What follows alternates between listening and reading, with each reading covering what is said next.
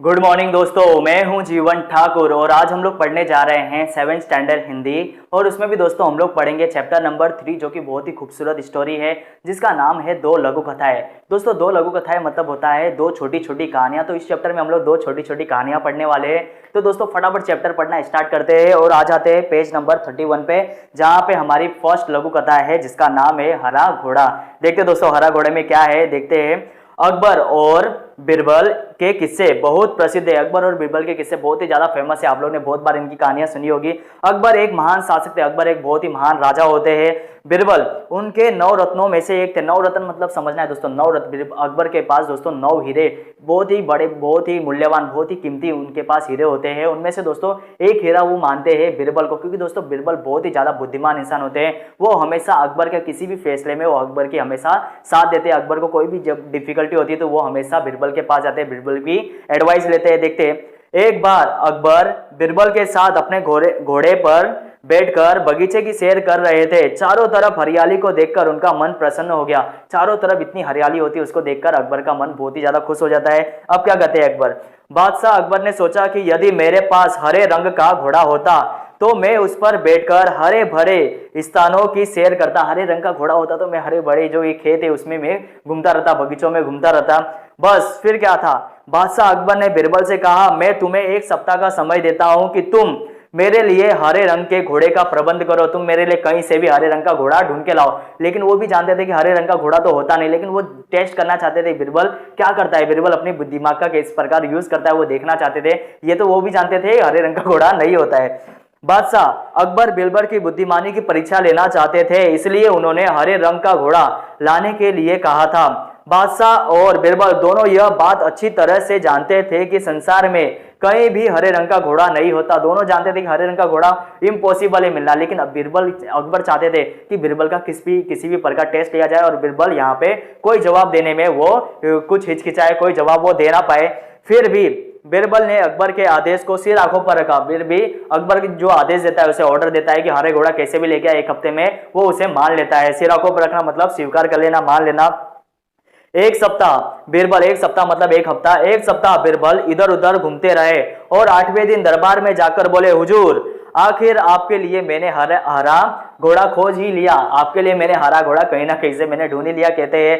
बादशाह अकबर के आश्चर्य का ठिकाना न रहा। बादशाह अकबर एकदम आश्चर्य, एकदम वहां पे एकदम आश्चर्यचकित हो जाते कि ऐसा कैसे हो सकता है, हरे रंग का घोड़ा होता ही नहीं है, ये कहां से ढूंढ के लाया।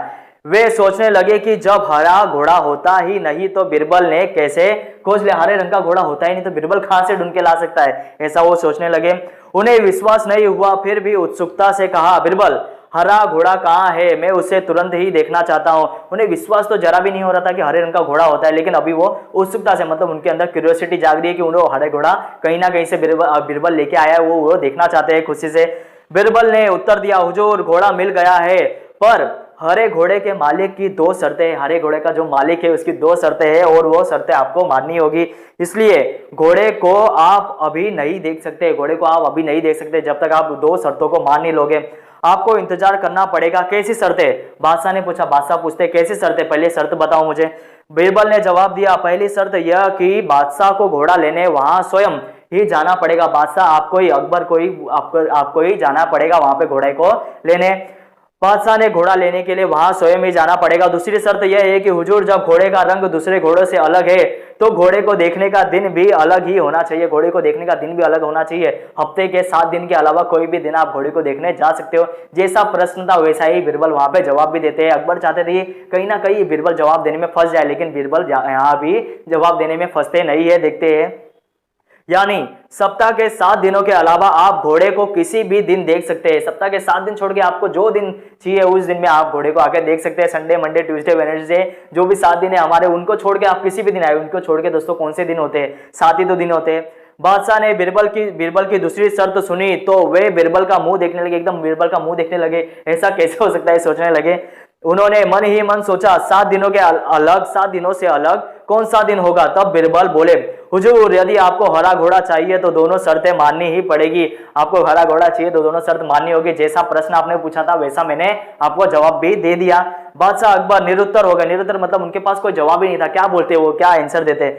वे मन ही मन प्रसन्न थे कि बिरबल ने अपनी चतुराई से फिर उन्हें फिर मात दे दी। बीरबल ने अपनी चतुराई से फिर से उन्हें मात दे दी, मतलब उनके प्रश्न का जवाब बीरबल ने दे दिया। बहुत ही खूबसूरत स्टोरी थी, हरा घोड़ा यहाँ पे कंप्लीट होती है। और दूसरी स्टोरी पढ़ते हैं, सेठ का चित्र। एक सेठ होता है, बहुत ही कंजूस सेठ होता है, देखते हैं उसके बारे में पढ़ते हैं।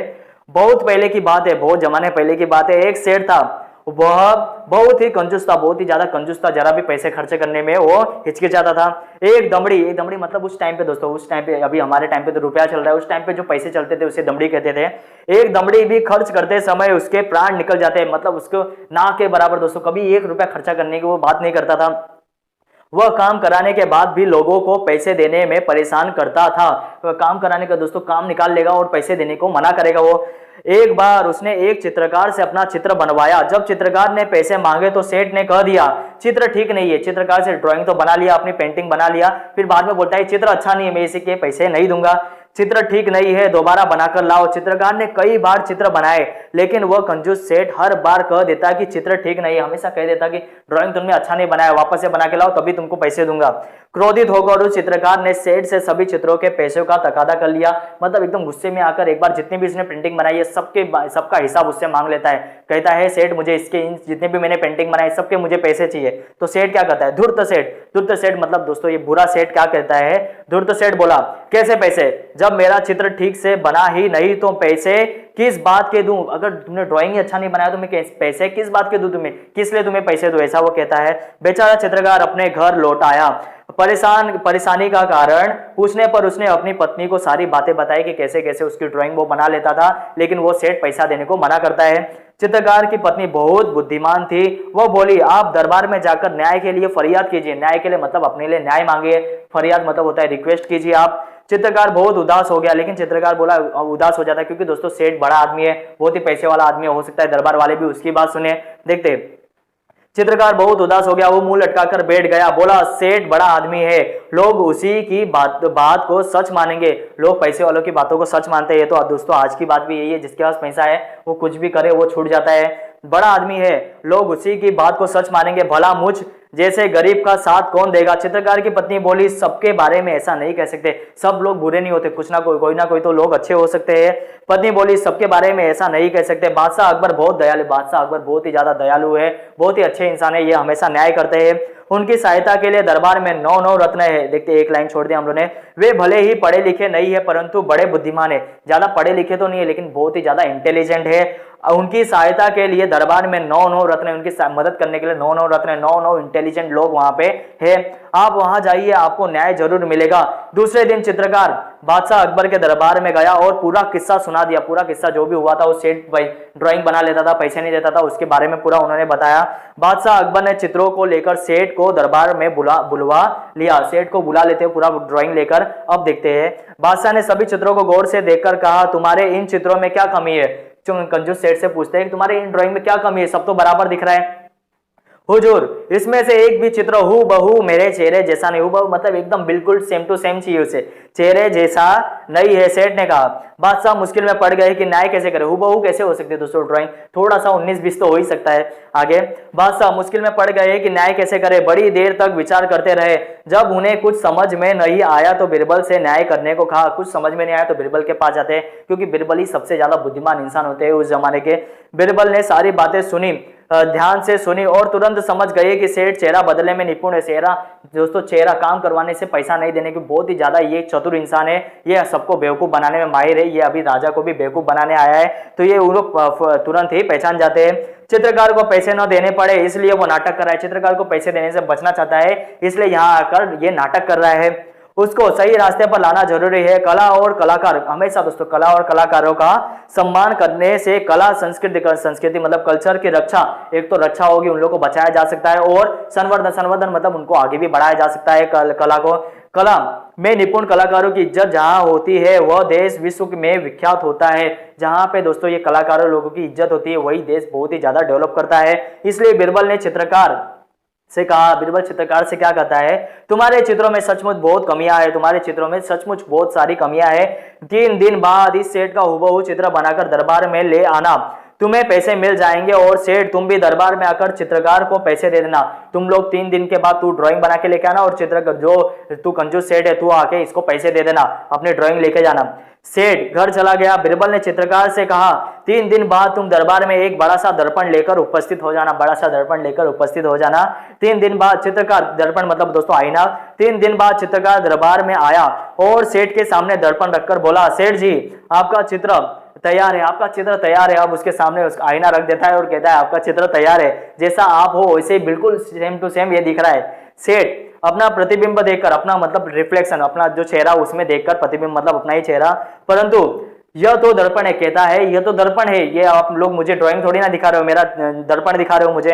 बिरबल ने पूछा नहीं, परंतु यह तो दर्पण है, नहीं यह तो असली चित्र है, कहता है यह तो असली चित्र है, आप जैसा करोगे वैसा ही इसमें दिखाई देता है, ये तो आपकी असली ड्राइंग है। बिरबल ने पूछा सेठ जी यह तो तुम्हारा ही रूप है या नहीं, ये तुम्हारा ही रूप है कि नहीं, इतना बता दो बस, है ना। सेठ के बोला जी हाँ। सेठ अपने चालाकी पकड़े जाने पर बहुत लज्जित होता है। इसके बाद सेठ को पता चल जाता है कि ये यहाँ पे उसकी चोरी पकड़ी गई है। वो बहुत ही शर्मिंदा होता है, लज्जित होता है। उसने चित्रकार को उसका मेहनत आना दे दिया। उसने जितना भी मेहनत किया था, मेहनत करके जो ड्राइंग बनाई थी, जितनी भी ड्राइंग थी उसका वो पूरा का पूरा पैसा दे देता है कंजूस सेठ। चित्रकार सभी को धन्यवाद देकर चला गया। बिरबल के न्याय से दरबार बादशाह अकबर बहुत खुश हुए। बादशाह अकबर को बहुत ही ज्यादा खुशी होती, बिरबल इतना चतुर इंसान है, बुद्धिमान इंसान है। बादशाह अकबर के प्रत्येक समस्या का समाधान बिरबल अपनी बुद्धिमानी से फटाफट कर देते थे। अपनी बुद्धिमानी से दोस्तों हर एक समस्या, जो भी बड़ी से बड़ी समस्या, छोटी से छोटी समस्या, हर एक समस्या को बिरबल आसानी से सॉल्व कर देते थे। यहाँ भी बिरबल ने दूध का दूध और पानी का पानी कर दिया, मतलब सही न्याय कर दिया, सही सच्चे इंसान को दोस्तों न्याय दिला दिया। दोस्तों बहुत ही खूबसूरत स्टोरी थी, दोनों की दोनों स्टोरी, हरा घोड़ा और सेठ का चित्र, बहुत ही खूबसूरत स्टोरी थी। पूरी उम्मीद करता हूं दोस्तों ये स्टोरीज आपको पसंद आई होगी, और अगर आपको ये वीडियो हमारा अच्छा लगता है तो दोस्तों ये वीडियो को लाइक कीजिए और हमारे चैनल को सब्सक्राइब कीजिए। आपका एक सब्सक्राइब दोस्तों हमें और ज्यादा मोटिवेट करेगा। हम लोग यूं ही इसी प्रकार नए नए वीडियो बनाते रहेंगे। तो दोस्तों मिलेंगे हम लोग अगले लेक्चर में, जहां पे हम लोग किसी और चैप्टर को कंप्लीट करेंगे। तो दोस्तों तब तक के लिए अपना बहुत ही ज्यादा ध्यान रखिए, मिलते हैं हम लोग अगले लेक्चर में।